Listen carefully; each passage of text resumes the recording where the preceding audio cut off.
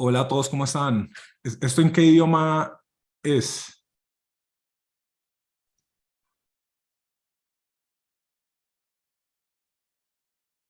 Hola, hola Andrés. Hola Andrés, ¿En qué idioma es esto, eh? idealmente diríamos que español.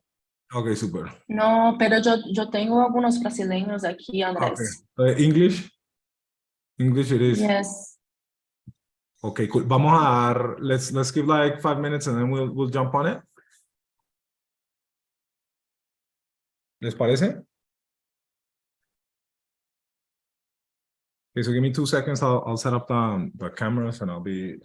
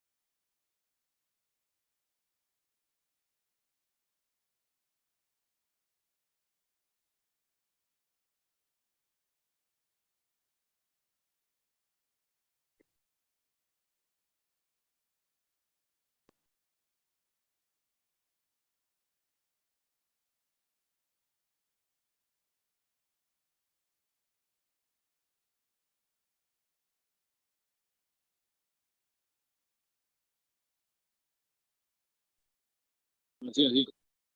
Literal, uy, qué piro.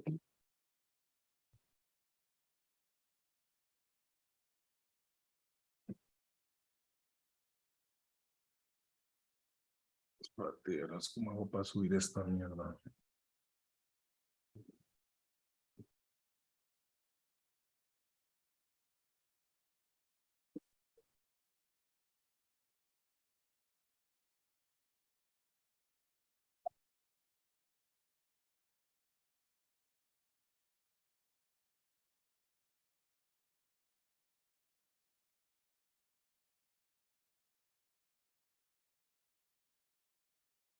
Ah, no, esta mierda no funciona. Let's just use this one.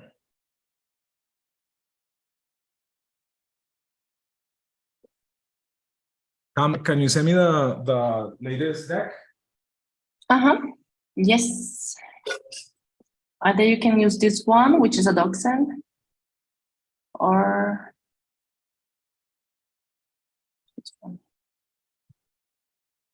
So guys, candidly, I don't think I would use the deck so much as opposed to have a conversation, right? And then support myself with you, Camila, in terms of like the tactics of the program.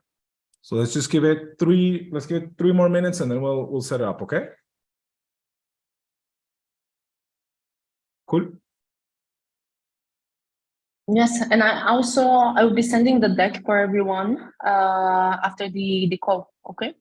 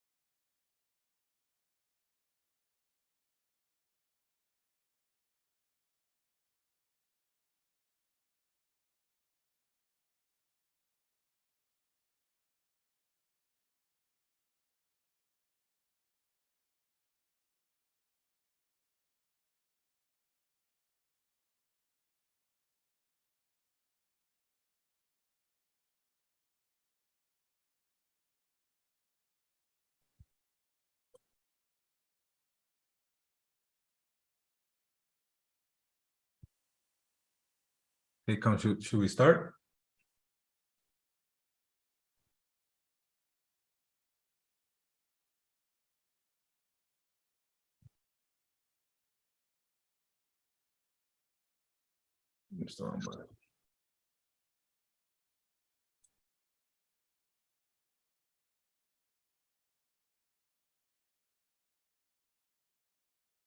Wait, this is live? On YouTube. Okay, cool. Very nice job. Okay, so folks, how about we start? Cool. So, folks, I'm Andres Bilbao. I have a background. I have a problem with the microphone. Cam, can you hear me okay? No, yes, I can hear you very well. It's just one person that she or he is having a problem with the microphone, Okay, but cool. you are fine. Okay, cool. Fantastic. So folks, I'm Andres Bilbao. I have a pretty strong background in entrepreneurship. So I've helped create a whole bunch of companies. I was there and helped out start Rappi. And within Rappi, I did everything except a bank or a bunch of stuff except a bank and maybe marketing. So I set up the last mile. At times, I helped set up the call center. I helped set up fraud. I helped, I ran expansion. I ran our largest business, which is supermarkets. I ran our second largest business, which is restaurants. I'm sorry, largest restaurant, second largest supermarkets. And that's kind of like the entrepreneurial side on Rappi, the operator side. Now on the investing side, I've helped start like 15, 16 businesses.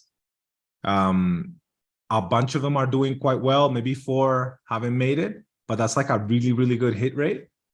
And the reason that we're talking here today is because I have a very, very strong commitment to developing young folks. Now, guys, it helps me if you put the camera, at least a few of you, so I can get some reactions. Okay, so if some of you can turn on the camera, that'd be wonderful. Now, you know, it is quite common when you start your careers, have it be on a technical level or on the more business side, they just have you like push paper and do like menial shit. Like we call it minion work. Like it's very common that you're basically treated like minions. Now, at Rappi, we built Rappi. We literally built Rappi with a whole bunch of young people. I call them quinceañeros, like teenagers, quinceañero, I call them. They're not 15, but that's what I call them, right? And I've always had a very strong belief that you should, professionally at least, treat all these folks how you'd like to be treated in many respects. So I also have a very strong paradigm in that the young folks that are really, really good are phenomenal. And I also have a paradigm where if you're really good at something, like if you're like really, really good, you're really good at a ton of shit. Not just like a 1, 2, but like at a bunch. There are people that operate at it just like, they're just better at many things, despite that you suck at singing or dancing or math, but at some other shit, you're like exceptional, right? So taking all of this stuff into mind, when we started Rappi, there's one point, and I'm giving you the backstory for makers. There's this one point where we just had no people that knew SQL, like nothing, right? And we had all the foresight that enabled us to capture all the data. So we had a shit ton of data, but no one who could do SQL. So we had all these bunch of managers that didn't have access to what the fuck was up, bunch of folks. So what I did is I went to university and somehow I got them to give me the 10 best students, right, at the university, the 10 best, right, filtered. I didn't have to talk to 100,000 managers, like the 10 best. And then we interviewed a bunch of them, and I did a fuck up. Instead of hiring the 10, I hired 3, right? And then what I did, I should have hired the 10. And then what I did was we basically had them report to top managers at Rappi. So I had one, Maria, who's the founder of Mooney, had one, Galvis had one. And these folks, we corralled them so that they could learn SQL for like a month or something like that. And as soon as they left the training, they were like the hottest recruit in Rappi. Everyone wanted one. It was actually a tremendous source of power for me because they were all asking me for, everyone was asking me for a maker, or you used to call them Rappi maker. It was like kind of like a favor. And then because we personally mentored them, so I mentored one, Maria mentored one, and Galvis mentored one. After like 6 months or something, these were like really high performing kids. They're really good from the beginning. Then we got them trained in SQL, and then we got this role modeling. They were just fucking fantastic, right? Now, that was the first batch. Then I did a second batch, then a third, then a fourth. The last batch I did was like 50 or something like that. And from all over Latin America, some from Brazil, some from Mexico, some from Argentina, some from Colombia, a couple from Peru. So from all over, right? And last year, or this year, or late last year, I decided, okay, we should do this again. But we should do it as a means to promote entrepreneurship. And the reason being, a bunch of former Rappi makers or makers have started businesses. Lisa raised 3.5. Angela has raised like 7. She's doing Morado. Lisa's doing Kilby. Fumero has this lifestyle business that does, they import coffee and does quite well. And we haven't even run a census. But essentially, these folks have been placed in an entrepreneurial environment and knocked it out of the park. And what I thought was like, guys and ladies, a great way to support entrepreneurship is just to get like the best of the best across LATAM. The one, not just the best of the best, but the best of the best who are either starting a business or want to start a business at some point in their careers, right? And then we have these folks and have them report into organizations that are top, that have top founders. So you get great mentorship, right? And the first thing that I needed to prove was that these folks would join the Makers program without knowing what startup they were going to go to. You know what I mean? Like blind. It's like, just trust that we're going to put you into a really fucking good startup, right? And it happened. And the last batch that we did, with what's the first one, we got in 70 folks, right? Now, these 70 folks were split in two, because one of the things that happened was that as I was looking for all these makers, we call them fellows, that report to top people within startup organizations, sometimes even the founders, or are mentored by the founders, I started finding these fantastic entrepreneurs who were like 22. I was like, holy shit. So I was like, wow, if there's like these top that, we might as well like bring them on and put on a program and start training them, okay? And we did that. So half of them were entrepreneurs and half of them were fellows. And that's perfectly fine. There are some folks like me who had a bunch of jobs. Like I worked in manufacturing twice, and then or 3 times. And then I did an MBA in the States. I worked for McKinsey. I did a bunch of shit. And then I started a business. You know what I mean? And there are some folks that create a business right out of school. And maybe that one's successful, but more often than not, that one sucks. And then another one sucks. And then the third one's fantastic. You know what I mean? Or put them both together, right? And as we did that, it just became very obvious to me that it is very obvious to me that if we do a really good job, we should be training 100, couple hundred makers per year. And 5, 6, 7, 8, 10 years from now, there should be a bunch of unicorns that come from makers. And not just unicorns, but a bunch of very successful businesses. You know what I mean? Because entrepreneurship is kind of like, in Spanish, you would call it, you understand it in Portuguese, tradición oral. That shit's not taught in, like it's role modeling, right? So remember, I've done this shit like 7 times, like 6 in Rappi and once outside. And this is the program that we're doing now. And what we look to do is essentially 2 things. Let's talk about the fellows. Not about the entrepreneurs, but the fellows, right? For the fellows, we basically try and assess you the best way that we can. Sometimes we fuck up. So if you don't make it to the program, I'm pretty sure it's like, it can be our fuck up. That's normal, right?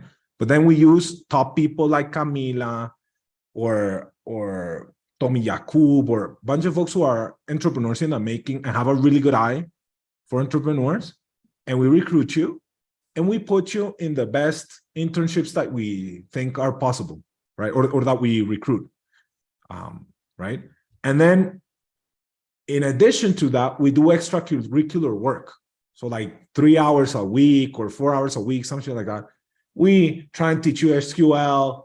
We bring McKinsey so that they teach you problem solving through like the McKinsey mindset and top-down communication. And also we bring a bunch of speakers who are my friends, entrepreneurs, to talk to you about innovation, live, how they do shit, so on and so forth. And then I also personally teach you fundraising. Okay. And I'm gonna do one in recruiting and startup mindset, but that one they're recorded, right? So we do that extra work. And then when you're ready and you're doing a business, we basically help you out, right?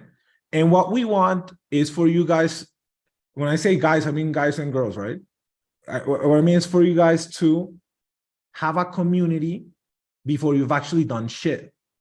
Have like a rapid magic before you've actually done anything. But that's really good because many of you will have some challenges to think about. Let's say I'm from Mexico and Peru seems super foreign, or I'm from Brazil and Mexico seems super foreign. But then it just takes a couple of connections, and those can be makers, right? For it to be way more accessible. You know what I mean? As a market, as opportunity, and stuff like that. Now, we haven't done a great job at this, but we'll get a lot better.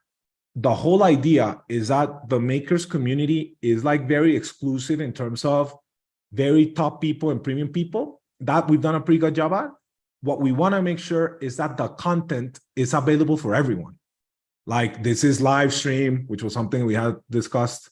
We create a podcast and then we make it available to everyone. The speaker series available to everyone. And we haven't done a great job in Brazil, though we get better. Usually we're doing shit in Spanish and in Portuguese. Like just because this content is very valuable for a bunch of people to learn from this stuff. You know what I mean? So we have that commitment. And then the other thing that we haven't done, right? That's why we raised a little bit of money and we're getting better at that, or we need to be better at that. We need like a quarter to a third to be low income, right? Because if not, it's like you're doing a good job, but you could have way more impact if you bring along low income folks. Now, just the fact that I'm speaking English make that shit extremely hard because you have to be like a low income savant that taught themselves English. You know what I mean? That's just really hard. But when you're an engineer, like I think we're gonna get a shit ton of like exceptional low income engineers. That's my guess, right? Not so much business, but some engineer. We'll see, right? And the invitation, folks, is to be part of the program, right? We'll do the best that we can to match you with a startup that may or may not be of your liking. I do have to state that I'm very disrespectful. So I actually think that I know better what you guys need than what you do. I have to be very upfront about that paradigm. That's not very respectful, but that's the way that I built this, okay? So we are trying to have a commitment, and I'm talking with my team all the time, to make sure that all of the positions are great and all of the makers are great, because then it'll be really good for you to recruit the next folks. You know what I mean? Whereas if you get like a mixed bag and some of the internships are shitty, like that sucks as an organization. And if some of the makers don't do great, that also sucks as the organization. Because then it should be really easy. Like let's say we put 50 makers for the fuck fellows. Then these founders, like when they get to see you, they see how you grow. Like after a year or so, they cannot believe that they lived their lives without you guys. You know what I mean? And then they just ask for the next one and the next one. So it's really easy. And then we make it competitive and so on and so forth. Now, there is something about the makers program that we need to do better at, and we'll get there. We need to be great at brand building and the content, make it really prestigious. Because if we do that, then you'll put that you're a little like a maker in LinkedIn, and then everyone's going to try and poach you. So for your career, it's just going to be really good. Like your startup will have to do a pretty good job of retaining you because you're going to be like hot shit. You know what I mean? Kind of like an ex-rappy. It's just you're a maker, right? That's the kind of things that we're doing. I say that because it's really important that you folks understand that when we think about you, we think about you as future entrepreneurs. We don't think of you as the bitches that are going to go work for the startups. You know what I mean? So we're always optimizing for you, right? So you being a hot commodity that can trade jobs, that's good for you. You being gonna be retained with equity, that's just good for you. You creating a startup, if that's what you want, that's pretty good for you. You know what I mean? So we're always optimizing for the maker, just to be super clear about that. Okay.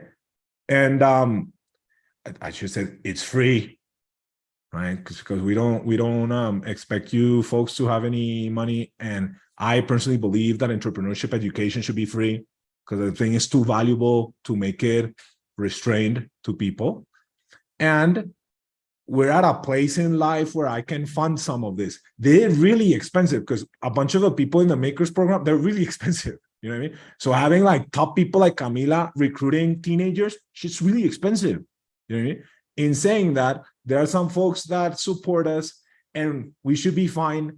And then eventually, 4 years down the line, you guys let me invest at a discount or whatever, just out of gratitude. I'll make a killing. Anyways, it's fine. You know what I mean? It's just for now, we make all this stuff for free. And I feel kind of like a moral responsibility to do so because I see it. For me, it's super obvious. Most people don't see it and they don't have the time to do this stuff. So that's why we're doing this. And then ultimately, makers will be a great community to the extent that we're able to leverage the capabilities that you folks have within the organization so that you can build the organization. Let me give you an example. We have some makers that are fucking phenomenal at viralizing content. So they're viralizing my brother's podcast and they're gonna work in the stuff that we produce with makers. There are some folks that are great with design. There are some folks that are great with fashion. So we'll do swag, right? There are some folks that are great with software. So we're building this software called Camila. Camila hates it because I'll tell you a story. So essentially, it's a recruiting thing. It's very hard to recruit you folks, especially if you're from Brazil, because no one gives a fuck about grades in Brazil. No one gives a fuck about grades. So you don't have any signaling. It's really hard.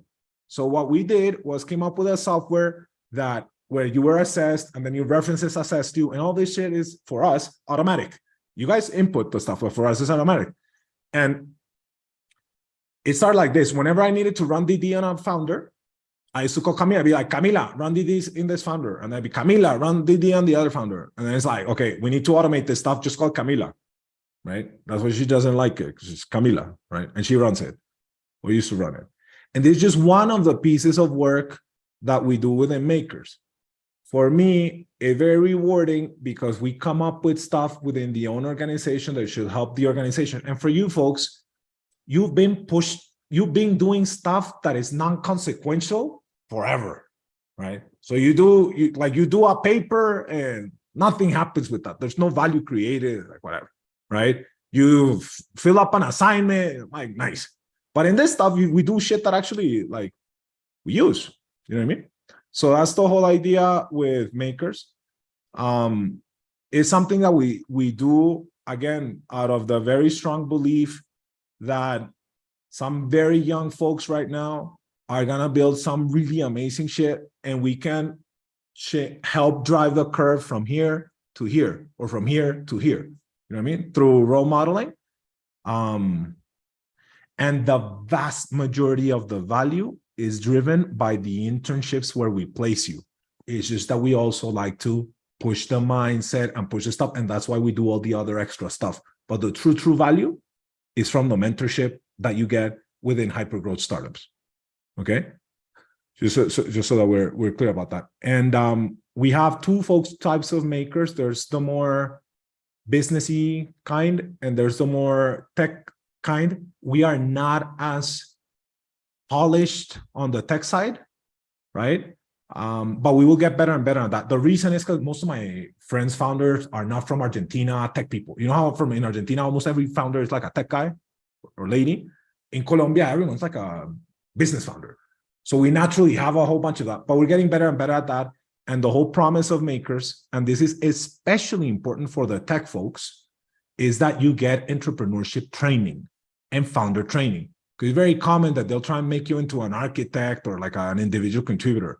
But if you actually want to build a business, you need to get founder training, entrepreneurship training. And that's what this is about.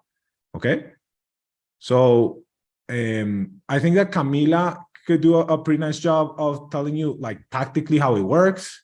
right? And then we'll do some Q&A, but essentially, yeah, or go for it, come. And let folks. Let me put myself on the spotlight, perhaps. Let me see. Perfect, I think I'm here.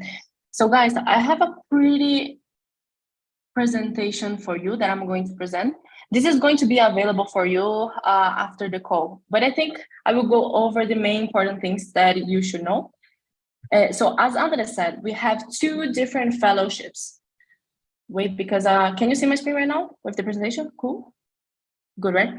We have 2 main fellowships, one that are focused for the fellows, interns, and newly grads, and the other one for founders, early stage founders. The thing is that on top of you being part of our community with young entrepreneurs, you are going to also receive training. Remember, all of you can have both of the entrepreneurial side training and also the fellow side training. So once you are a maker, any training that we do, you are all welcome to go. Of course, the founders will definitely prefer the entrepreneurial school, which is training on fundraising, pitch prep, recruiting, sales, anything you need for your startup to become successful. On the interns and grads, the fellowships, at the fellowship, you're going to have what we're calling now Maker School, training on hard and soft skills. This can mean SQL, growth, problem solving, crypto, leadership. And how we do that is that every single month, we are going to have a different theme. So for example, we are still discussing which month, but there will be a month in which you are going to only learn about crypto. So we are going to bring people from the crypto space that are going to talk about crypto to you. We are also having a partnership with a company called Hashi, who does training on crypto as well. So it's going to be really, really interesting. Again, for the interns, for the fellows, we are going to have an internship. As Andres said, currently we have about like 30 different hypergrowth startups with top founders. We really want you to have the best mentors as possible when you're doing your internship. So that's where we are focused. And finally, for the early stage founders, you're going to have mentorship with top founders, VCs, experienced executives. We do have office hours in which you can request. So like maybe 30 minutes with Andres to talk about the issues that you're having in your startup. Maybe 30 other minutes with someone that is really top on growth. So that's basically how it works. Now, there are some things that you need to know. Our fellowship is only accepting people from 18 to 24 years old. Okay, and I know some of you that are like 25, 26, you are still like, we really want to participate, but remember, we're focusing on people that are very young, that can potentially be the ones that need the help on the training and everything else, okay? We don't really mind if you live abroad. For example, we have some makers that are living currently in Canada and everything like that. But specifically, if you are a fellow and you need to do internships, an internship in one of our startups, I mean, you need to manage your time. You cannot be living in Japan and expecting everyone to work at night. Okay, so keep that in mind. So the fellowship in itself, it is a 6-month training. So bear in mind that once you started, the first cohort is going to be, the next cohort is going to be starting on January 6th. So all the application process that we are doing right now, as the applications are open, you're only going to start it fully on January. Cool. Now, here I present to you a little bit on what are the trainings going to be. I will not go through details, but again, every single month we get a specific theme. On January, we are planning to have a leadership training just built fully on learning how to be a proper leader. On February, we will focus more on data analytics. So for you guys that really want to learn SQL or Python even, you can be here. That's going to be very interesting. And then also in March is where we are planning to do the McKinsey training, which was one of the most interesting trainings that we did last cohort. Like everyone really liked it. And it's basically on helping you to understand how to problem solve, how to understand KPIs and measure OKRs as well. Cool. And the training is 6 months, but from April to June, we are still figuring out what are the themes that people are most interested, so we can focus on that. For the early stage founders, I already talked about that, but we are going to have fundraising school, especially from Andres, but we are planning to bring a lot more VCs to help you out, recruiting school, sales school. There is something that we are doing that I found it very interesting, is that we can help you out when it's prime time. So for example, you are going to fundraise, not only we can give you advice on how to do it, but we can also do some introductions for VCs or angel investors that make sense for you to have them on board on your early stage startup. So those are a couple of things that if you guys, you can even click here to have a glimpse of what it means. But we do have our podcast called Makers Leadership Series, which is hosted by Robbie Frey, in which we bring really top entrepreneurs to speak to us and to speak to you. You can ask them questions. And also the Makers Operator School, in which imagine that you really want to learn a theme and you want to have kind of a masterclass of that. It could be growth, community, product. So that's where our speakers come and teach you about a specific topic. And this one, you can bring your solutions on things, and we can bring the speaker. And those, just for you to have an idea, were the speakers from previous cohorts. So Santiago Aparicio from top, we had Yerson, we had Bianca from 17 Sigma in the VC side, Borja from Lemon Cash, and a bunch of other amazing founders and VCs. And next cohort, we are still planning, we cannot promise, but we definitely want to bring some of those folks to talk to you. And those are our partners. Now, very important, our first cohort. The previous cohort, we had, as Andre said, about 82 fellows between business and coding fellows and founders. Most of them were really, they really grew a lot, and we can see that a lot of them grew. Some of them even started their own startups after the internships. So these are some of them here right now. Then we also have a lot of founders that were really successful. I will not go through much details, but those are the founders that were in our cohort, and you can read the description afterwards. And then, very importantly, as you guys know, most likely, we are starting the application process for our upcoming batch, the cohort MF1, Makers Fellowship 1, that is going to start on the 9th of January. So the applications are all open. You can go to our website, makers.build, for you to start your application. And then throughout November and December, we are going to be running the application process. I think, yeah, this one is very interesting, guys. So these are some of the startups that are looking for makers right now, okay?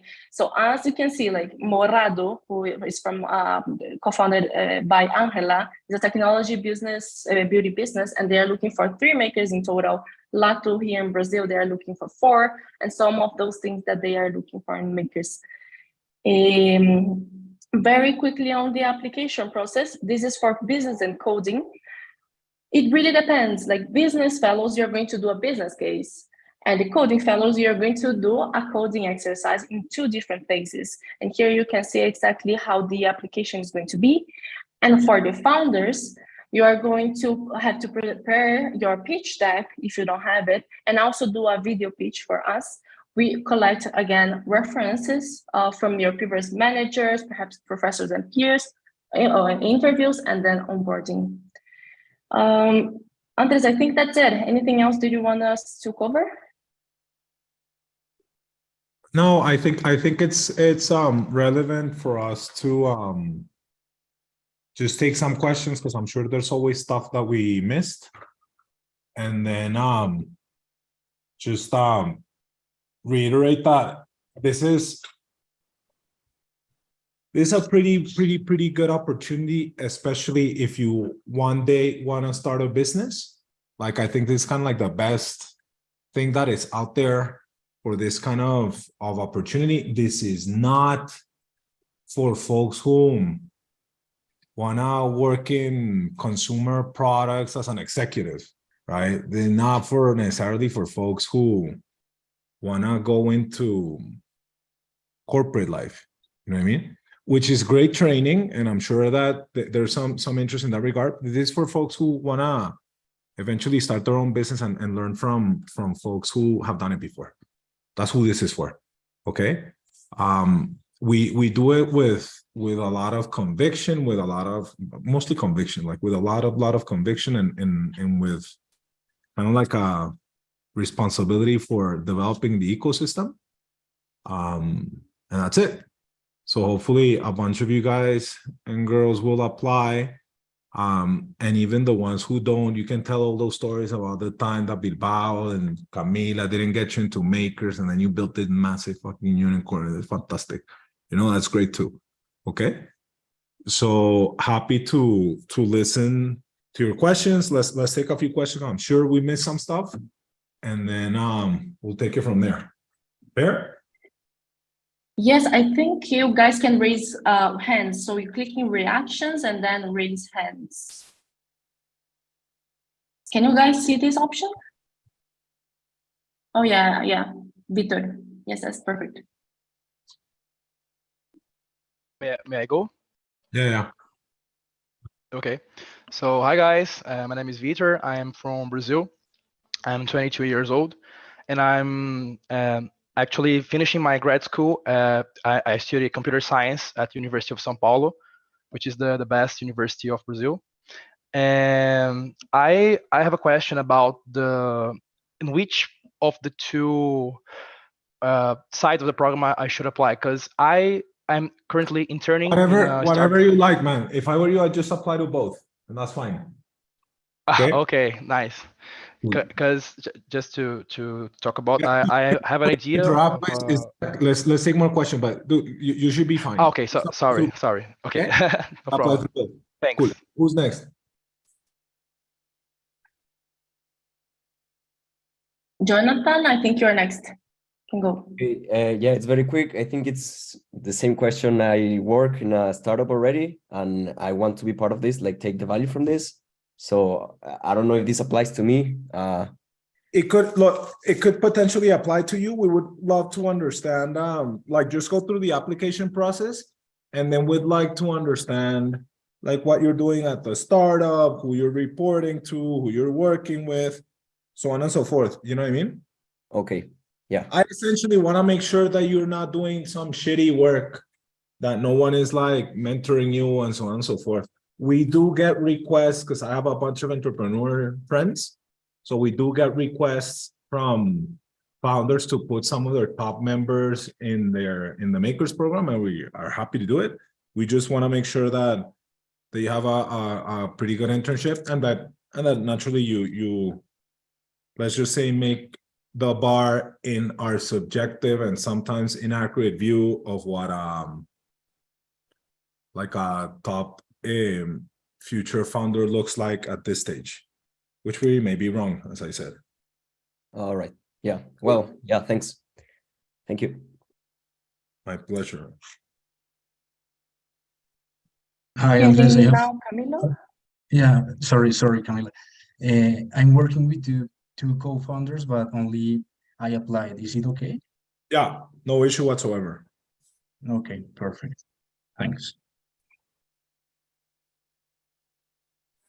So, hi, I would like to know for interns, is there a possibility of continues with the startups after the internship? Like, do we have that possibility? Like being a founder after? What are the possibilities after the internship? So wait, you are in Brazil. Yes. How long are you missing before you graduate? How much time? I think 3 years. Yeah.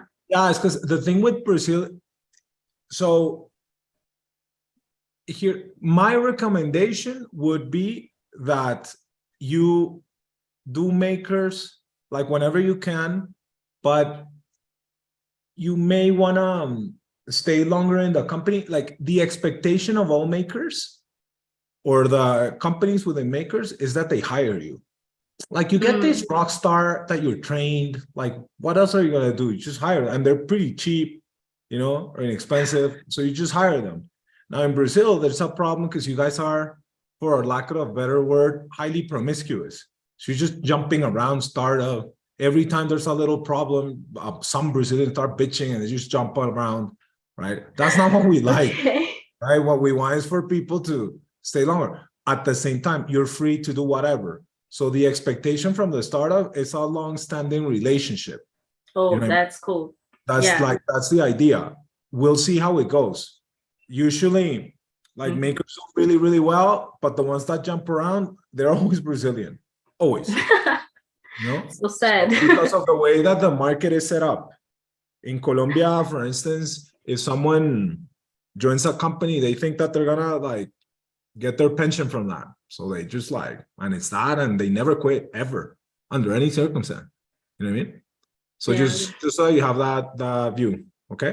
Oh yeah, I was asking exactly about the relationship, building a relationship with the company. So that's great to hear.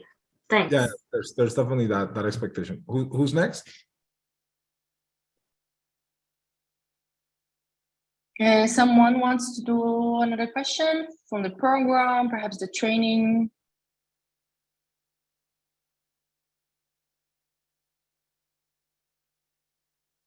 Nicolas? Yes. So hello, I came a little bit late, but I wanted to ask, so I'm studying abroad, so like the calendar of like the vacations that I have, it's a very different one. So I would like to ask Danielle, maybe like are startups able to accommodate like for how long we have vacations in summer, maybe what is the expectation like to Help me work understand with one them? thing first. Help me understand one thing first. What is your vacation? What does your vacation look like? So mostly on the summers, like contrary to, let's say, in Colombia, my vacations are like large in the summer, but then like on winter break, for example, is like very short. So yeah, Right, I'm but trying to hold find on. something But to do. can you work for a startup or no? Yes, for sure. But why? But I don't understand. What is the time constraint that you would have? Like during school year, which means basically like anything except from like May to August. It might be hard just because I go to school like in China and in the US. But then Yeah, like you know that you from May to basically August, can't I do can it. do it. Oh, what you're saying is that you can't do it. And the reason is Yes. quite simple. At a startup, you don't have, you guys need to have significant time to work for the startup. You know what I mean? It can't be like work for 2 months and then work for 3 days or something like that. You know what I mean? So you Yes, I do. have the time availability. So in your case, what university do you go to? Duke. Okay. Yeah, it's like candidly, we haven't built the program, you know, and what are you? Are you like a freshman or I'm a sophomore. sophomore? That's first year, right? Second year. Second year. So you're missing like 2, right? Yes. So what would make most sense is for you to do this stuff in the last year.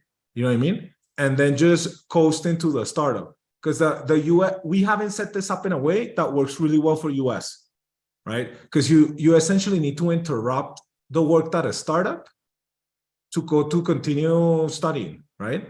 That basically Yes. kills a startup. They'll hate you. You know what I mean? It's like, dude, Yeah. like they train you, they're coaching you, like it makes absolutely no sense. Like compare it with, there's a university, this is an extreme case, but there's a college in Colombia, it's called CESA, where you do a 1-year internship and then you graduate. So it's fantastic for a startup. You know what I mean? So what I Yes. would recommend is maybe stay close to the program and we'll figure something out, because we definitely want to have people from Duke and MIT and Stanford and so on and so forth. We just haven't set it up that way, and we're thinking about it for the next batch, not for this one. Cool? Okay, gotcha. And Thank you so much. it probably like 3rd year or like 4th year where it would make more sense. You know what I mean? Got it. Sounds good. Thank you. Cool. Thank you for that question. Who's next? Felipe Carvalho. All right. Hey. Well, I'm a bit confused because I mean you're talking a lot about like college. I'm not attending college. I actually dropped out earlier this year to work full time as a software engineer, and now I'm working full time in my own startup. And so I'm not attending any college, and I don't intend to attend. Oh, I'm not sure if that's all right. Oh, that works perfectly fine, man. I think that what we would have to do is ensure, like you would have to pass the program, and essentially, you essentially have to pass the application piece, and then we would just want to make sure that your internship, like you get mentorship and you get all that stuff. You know what I mean? Yeah. But good for you. It's actually not common to find folks who quit school. I am not a big fan of quitting school, but I completely understand how you're like a technical dude, like you're fine. And we hire people without a degree all the time. So Right. good for you. Right, thanks. So there's no issue whatsoever with that, with you having done that. Okay. Okay. Anyone else? Questions? Yes, Thomas? Hi, I was wondering if there was a possibility that we could continue with our own startups after the fellowship, or do we? Is it mandatory to go into another startup, one of the ones that you propose? No. You can do whatever the heck you want, and that would be even quite good. What I will tell you is that our bar for a founder is way higher than our bar for a fellow. You know what I mean? Like the business has to be fucking amazing. The founder has to be fucking amazing. It's not like, yeah, I've been thinking about doing it. It's actually quite hard. So that's a strategic decision that we made.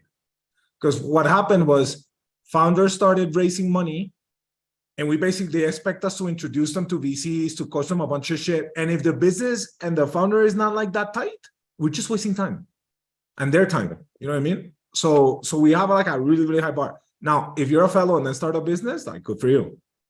That'd be fantastic. Okay. You know what I mean? Perfect. Yeah, thank you.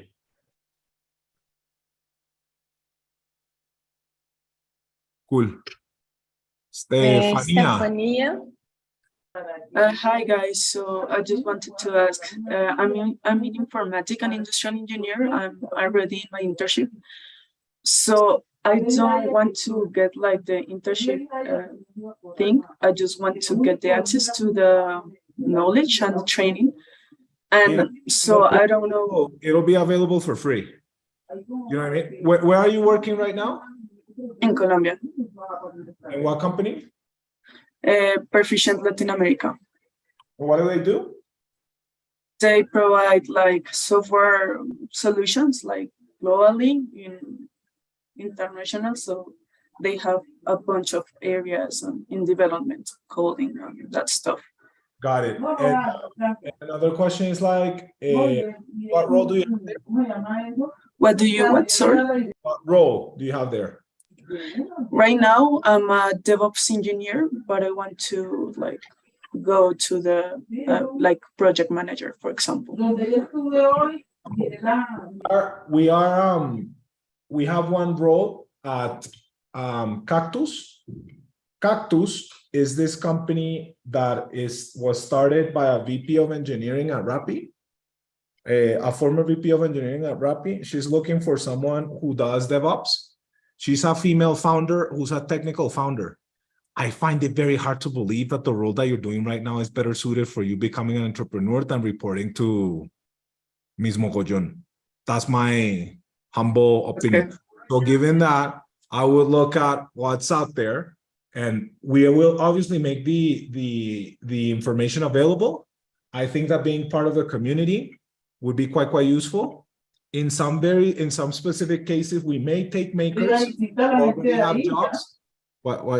Someone go on mute. So we will get some folks and invite some folks who already have jobs that we didn't consider. In your very specific case, if like there's an opportunity reporting to a female technical founder, I'm like, what the fuck? Just take that. You know what I mean? That'll be my Yes. my strong suggestion. But what do you recommend them, like to apply to which program or what to do? I would just apply to the technical one. Okay, thank you. Or apply to both. Cool. Okay, for sure. Andres Noero. Well, I wanted to start it by thanking you all for organizing this event. I've been looking forward to joining this meeting and joining founders as well. I am founder of a company based in Bogota called the Vi Community.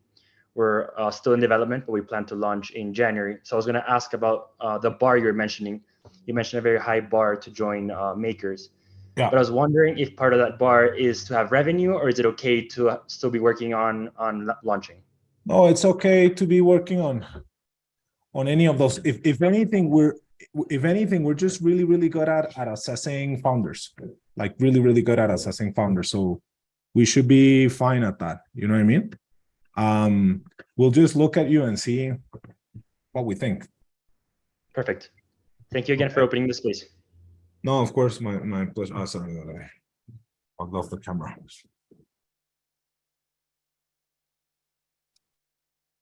Is Anyone else? Oh, and by the way, don't be discouraged by any way if we kind of like don't get you or some folks or something like that. Entrepreneurship is like really hard. It's really hard. And it is quite normal for you to, when you're 22, like you should see the businesses that Simon did when he was 22. Like, it's fine. You know what I mean? It's actually quite hard without experience to build something like really great, unless you are very used to just like absorbing learning like very easily. You know what I mean? So here's the thing. One of the reasons that we really like for you guys to go to a top startup is because top startups are filled with top people. And then when you're going to start your own business, you start saying, oh, right here, I need a Marcela who used to run sales. And here I need a Carlos who used to run marketing. And here I need a Victor who used to run engineering. You see what greatness looks like and you have it normalized. When you don't have that, it's really hard to recruit a top team because you just don't know what it looks like. You know what I mean? On the flip side, when you're exceptional, your friends tend to be exceptional. So maybe you just pull together a group of friends and then you fucking knock it out of the park. It's just on average. That's why like we kind of like that as a training. Now, there's no better training for entrepreneurship than building businesses. You know what I mean? So fine, build a business. It's just that mix is not necessarily right for everyone.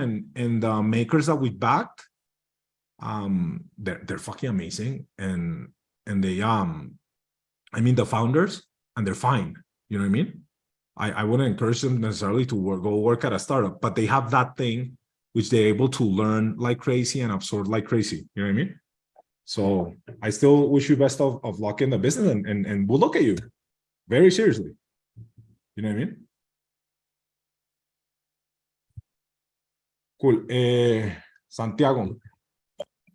Hi, my name is Santiago. Where are you? What was that? I'm from Venezuela. Dude, you're not, can you repeat? I can't hear you properly. I'm sorry. Do you hear me properly? This one? No. I'm sorry. Let me try other headphones. No, but now it's a little bit better. Let's give it a try. Or maybe just text the question. Just text the question and we'll answer it. Cool? In the meantime, does anyone else have a question?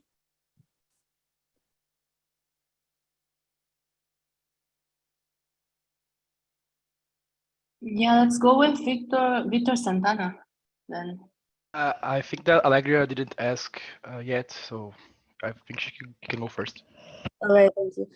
Hi, Andres. Thank you. Also, Camila. Well, I'm from Ecuador, but I study in Spain. So I wanted to ask, for the fellowship for business, what skills do you consider important for the application process? Oh, you don't have to there's nothing that we prioritize, and it doesn't matter what you studied. We have a really good eye, so just do your thing and we'll do ours. Okay. But I wouldn't worry at all. Okay, thank you. Cool. Okay, may I go now? Yeah, I know, but hold on. What are the challenges for an applicant from Venezuela? Are there any Venezuelan startups in the program? Has there been a fellow from Venezuela? So, Santiago, are you based in Venezuela right now? Yeah. Yes, I am. And are you starting a business in Venezuela? No, Okay, I want an internship Okay. So let me stop and here. startup in Latin. And you're a technical or business? I'm a business. Okay. I have a little bit of technical side. No, but but business. So, business, yes. dude, I'm a huge fan of talent from Venezuela, right? So at Rappi, I tell everyone that like a third of our code is from Venezuela, right? I'm a big fan. In Frubana, I hired like the first 3 or 4 engineers, somewhere from Táchira, somewhere from Maracaibo. Like, we have a very strong experience with that. If you had said that you were starting a business in Venezuela, I don't see how that can be venture backed, with the very rare exception of Yummy, which I've helped out, and a couple of others, right? But as a fellow, dude, like, so long as you're open to remote work, that's perfectly fine. Now, remote work is not great as you start your career, because there are all these mean interactions that drive mentorship. So to the extent that you can, you may want to have more face-to-face, but we have absolutely no constraints. We have nothing. We don't pay less. Actually, we don't pay. The startups pay. I think they're paying something like $400 or $500, and it may vary a little bit for technical folks that have a background or something like that. But that's the way that we do it, and when we push them towards that. So no one's gonna have you work for free or any of that shit. Doesn't matter where you're based. Okay. Okay, great. Thank you very much. Cool. Vitor. Okay, real quick. So here in Brazil, the internship hours are like 6 hours per day. How does it work for other Let's stop the countries? recording. Let's stop the recording.